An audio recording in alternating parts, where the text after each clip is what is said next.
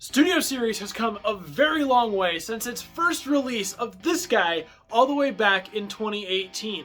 It's almost hard to believe that we are at 100 releases now. SS 100 is finally in my hands. And it's Rise of the Beasts Bumblebee. Very fitting that we started SS with Bumblebee and now we're here continuing at number 100 with Bumblebee. And the Bumblebees over the years have been a little hit or miss, so let's find out how good this version of Bumblebee is on today's deceptibot9 reviews. Let's get it!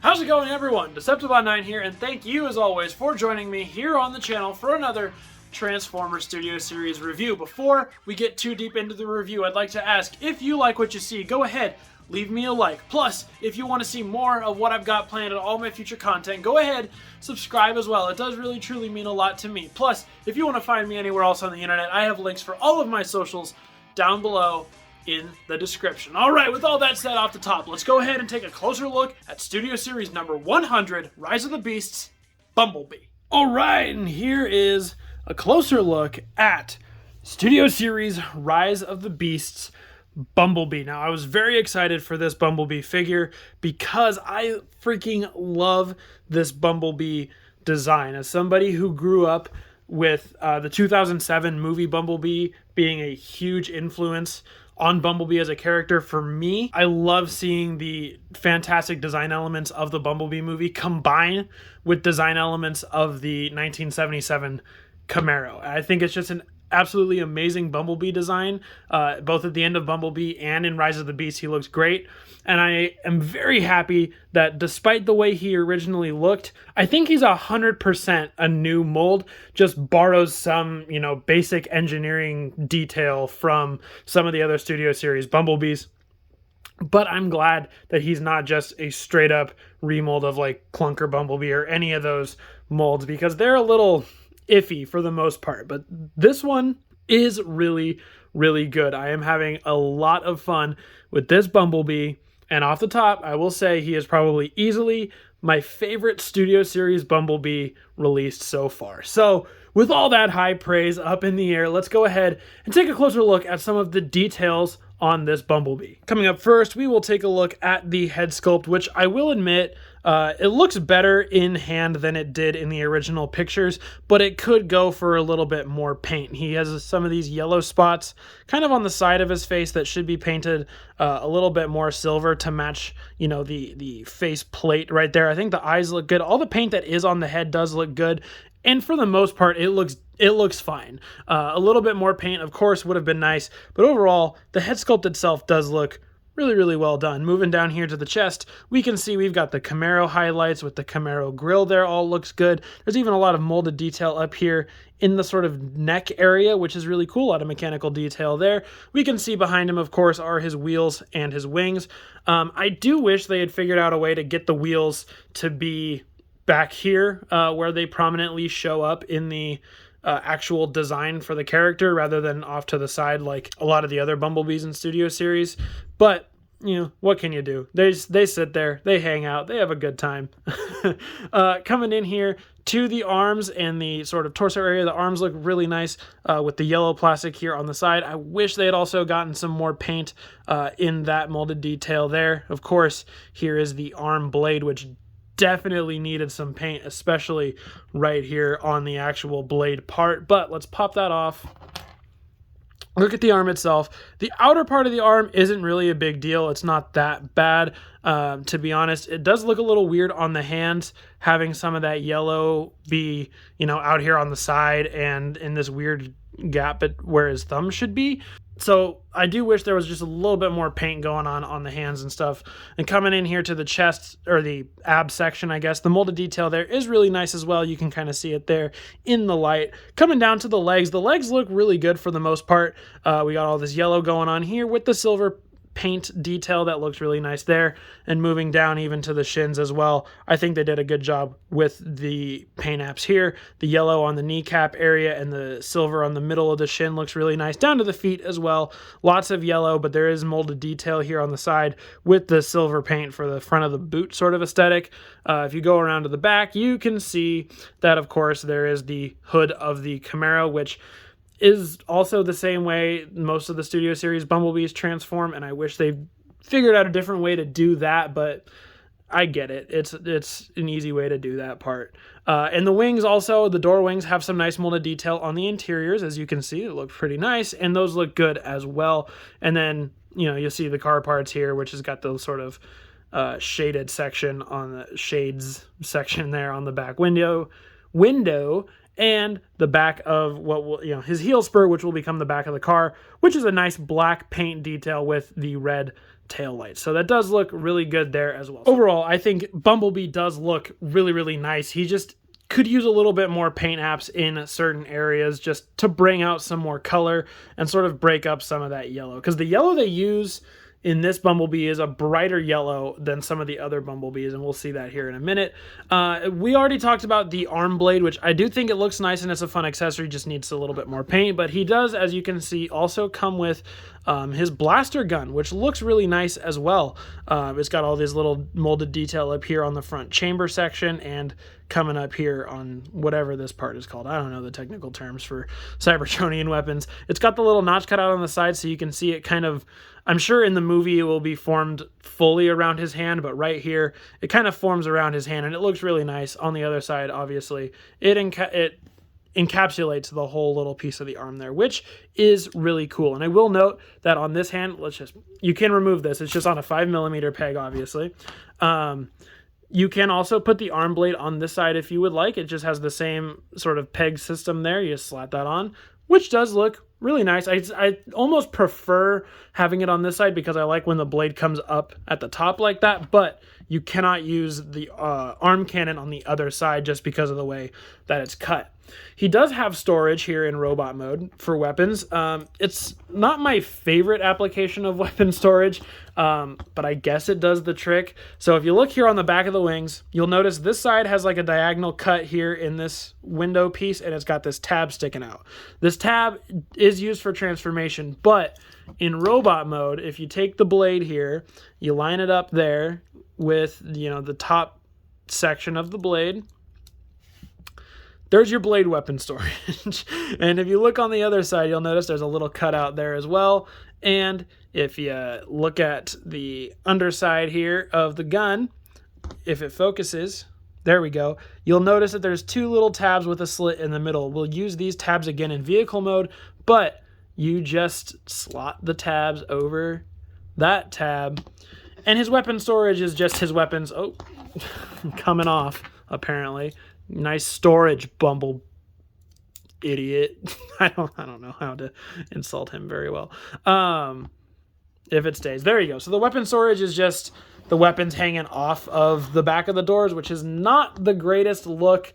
So if I usually am displaying him with weapons anyway, but if I'm not going to display him with weapons, they're just going to go off to the side. So which is where they'll stay for now. So we can go ahead and take a closer look at the articulation on this Bumblebee. So up on the head, he does have a ball joint, which gets it to swivel almost all the way around. There's a little bit of hinge action happening back here for transformation that blocks the head from going all the way around. But you can see he looks up that far. He looks down just about that far. He can kind of tilt his head back and forth a little bit, not very much. The arms do go all the way around if you swivel them out of the way of the stuff that's blocking it in the back. Otherwise, you'll get it going about that far before it starts hitting that stuff. They do go out about that far. No swivel at the bicep, but there is a swivel at the elbow with a bend that goes a little bit over 90, which is a really great bend there on the elbow. Unfortunately, there is nothing on the wrist either. I do wish he had some sort of wrist swivel. What can you do? Swivel here at the waist, which can get him twisting in all sorts of fun battle positions. Legs go forward that far. They go backwards that far, getting blocked by the backpack stuff. For the splits, Bumblebee can, he can do the splits if the leg pops off the ball joint. Otherwise, you're only going to be getting about that far with the splits, which is not that good. So Bumblebee, you do need to work on your splits a little bit. I will tell you that. Besides that, he does have a swivel up here at the thigh. He does have a knee bend that goes just about 90, if not a little bit over. And down here on the feet, he does have a pivot that swings the ankle around, and he's got a twist that spins it around just like that. I wish there was a little bit of up and down pivot with it, but not a big complaint otherwise. So Bumblebee is fairly decently articulated for a deluxe figure of the day. You can get him in a good amount of battle positions and stuff, and I went ahead and threw up a bunch of pictures on Instagram the other day when I got this guy, so you can go ahead and check those out if you want to see some dynamic poses. Alright, so let's go ahead and see how Bumblebee looks with a few other figures, shall we? First off, here he is with Earthrise Bumblebee, just so you can see how far our boy has come since, you know, his design in 1984. Here he is with SS01 Bumblebee, who I desperately wish was a better figure, because this is just like one of my absolute favorite Bumblebee designs, and it sucks that the figure is so sort of mediocre. Mediocre bad. Here's Bumblebee with his fellow Rise of the Beasts, Bumblebee movie Autobots. I'm using him as Rise of the Beasts Prime until we get a Rise of the Beasts Prime. But this is a great looking Autobot team so far, and I just cannot wait to add Wheeljack and Mirage. Here's Bumblebee with some of the enemies that he's going to have to face in the Rise of the Beasts movie. Terracon Freezer and Terracon Battletrap, both who are a lot of fun figures, and I cannot wait to see their role in Rise of the Beasts. And here's Bumblebee with his Maximal friends, Airraiser and Cheetor, who again, both figures are a lot of fun, and I can't wait to see how they play out in the movie and get to see the Autobots interact with the Maximals. I hope it is a lot of fun. Alright, let's go ahead and get Bumblebee transformed up into his Camaro mode. If you have seen any other of the Bumblebee transformations, especially the SS01 version, this is basically that, but simplified. You know, the hood part, you know, folds out, you bring it over the top by detaching the chest, you fold the arms in, the wheels go down, the doors go in.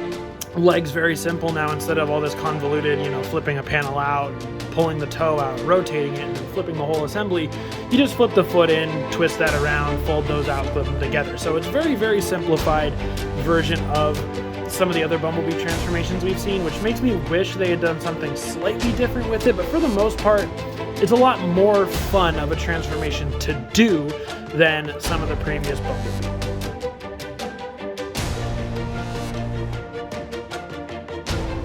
Alright, so here is Bumblebee transformed up into his off-road, I think is what we're calling it, Camaro mode. Let's go ahead and take a closer look at some of the newer details exposed in vehicle mode. Alright, so coming up here to the front, we see the Camaro grille looking really nice with the sort of extra like bumper piece going on here. We got paint going on the headlights, which we saw on the chest of the robot, obviously. And down here in the actual grille, there is some nice paint there. Even the bumper piece, like the parts right here, you can see they're painted silver. We saw those on the chest though. And then this is done in an all nice black with a little bit of silver there. We get the stripes, of course. We love the stripes going all the way up over the car right there, as well as some lights, I guess, some off-road lights here over the bars that go over the windows. The windows are all sort of a dark translucent, so you can still kind of see through them, but not really. Not a lot of other detail there. I mean, we can see the door handle up there, a lot of panel lines. Here are the wheels. You got, of course, just, you know, typical wheel detail molded in there. Then we've got the sort of shades going on here on the back, which are all molded, look really nice and painted black, obviously. And like we saw in the robot mode, but now forms the whole assembly as it should be seen. Here is the back bumper painted all black with some red for the tail lights, and there's the bumper all done up as well. And if you look at the bottom, there he is. You can see him, his face peeking out, his chest, his arms, and of course his feet. So not really hiding much under there. There is a lot of robot kibble, but how often do you look at the bottom of your figures? Now let's talk about sort of the biggest issue, perhaps, I guess, with this vehicle mode, is if you look at it from the side, the arms are just clearly hanging out there. Get a little sneak peek. If you look at like the original SS Bumblebee from the side, they do try to clean everything up, even though you can obviously see him underneath there all the way, you know, it all kind of clean hides up there from the side. But unfortunately, the Rise of the Beast one has the hand sticking out. Now, if you put him down, it doesn't really affect his rolling at all. You can see he does roll. Mine is just the wheels, I think, are a little tight on the, you know, they're just like the little clip-on friction hinges. So the wheels are a little tight, but he does roll and he's not impeded by this stuff coming up out of the bottom. Now let's talk about weapon storage. So one of these I think is actually really neat, and the other one is just kind of like the other Bumblebees where it's just kind of lazy. So if you look at the bottom here, these little sections of the feet have now formed a little peg hole.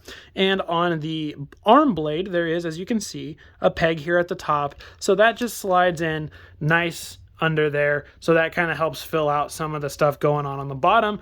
And it hides very nice and clean. Now, the gun, on the other hand, if you look here in the back of the bumper, there is a little exposed peg hole, and we'll use these two pegs that we saw earlier for weapon storage in robot mode, and you'll just slide one of them into that hole. Can be a little bit tricky to get slid in there. There we go. Lodge that in, and it just sticks off the bumper, and I've never particularly liked that Studio Series Bumblebee goes for that so often, just sticking the gun on the back. I think it's pretty lame in terms of weapon storage, but what can you do? All right, let's take a look at him now with all those other figures we saw in vehicle mode. So we got a little tease of it, but here are the two Camaros, or 77 style Camaros, all done up in Camaro mode. And I love the way this figure looks, especially in Camaro mode. I think robot mode even looks pretty good as well. I just wish it was constructed better so it holds together well and was more fun overall to play around with. So as much as I love this version of Bumblebee in terms of style and design, form and functionality are going to go to this one. So now I've got a way better 77 Camaro Bumblebee for my collection. You can see, though, they're about the same size for how different they were in robot mode. They're about the same size. Obviously, this one comes up a little bit higher. He's a little more raised up. This one's a little bit more of a low rider, but yeah, there you go. Here's Rise of the Beast B with our Earthrise Volkswagen B, just so you can see how far our boy has come. Here is Bumblebee with our other Studio Series Rise of the Beast Autobots. I mean, he's looking pretty good. He's probably a little bit big, especially when you can, oh no, actually maybe if you compare him to Optimus, maybe that's probably about right. RC is probably a little bit big for a motorcycle compared to a Camaro, but I don't really care too much about vehicle mode scale. I'm not one of those scale freaks. I think they do look nice together, and again, can't wait to complete this lineup with Mirage and Wheeljack. All right, here he is with the Terracon, so we can really see what he is up against. Now, this is where it gets a little weird. I don't know that a Camaro is the same size as a tow truck, and I don't know whether to chalk that up to Bumblebee being too big or Battletrap being too small, but regardless, I think they still do look quite all right together. And then, of course, here's Freezer being whatever Freezer be. And last but not least, here is Bumblebee with our Rise of the Beast Maximals so far. Of course, we saw these two paired up together in the trailer, and that looks about the right scale. So that, compared to what we saw in the trailer at least, so that at least is accurate there, which is pretty neat. And then, of course, here's AirRaiser, who we haven't really seen paired up with any other members of the film yet. All right, that's going to about do it for my closer look at Studio Series Rise of the Beast Bumblebee. So let's go ahead and on back up to me for my final Bumble thoughts. All right, so my final thoughts on Studio Series Rise of the Beast Bumblebee here. Well, he is probably the best Studio Series Bumblebee figure that we have ever gotten. He holds together, which is, a miracle, because for some reason a lot of these don't like to hold together. He looks great here in his Camaro mode with the, minor exception of the hand sticking out on the bottom. Small thing. The robot mode looks fantastic. I love the robot mode as well. He poses great, he looks really great, and he feels good, and he's a lot of fun to actually transform back and forth, unlike a lot of the other Studio Series Bumblebees, which they fall apart, or they're like a little overly complicated for their size, so they're not the most, easy to put together. But this one, really solid and a lot of fun. All right, guys, that is going to do it for my full review of Transformers Studio Series number 100 Rise of the Beasts Bumblebee. Go ahead and let me know down below your thoughts on this figure. Do you have him? If you do you like him a whole lot? Are you planning on picking him up? All of that jazz. Let's go ahead and talk about all things Studio Series Bumblebee down below. And guys, as always, if you made it to the end of the video, thank you very much. I do really truly appreciate it. As always, I have been your host, deceptibot9. Thank you as always for joining me, and I'll see you guys later.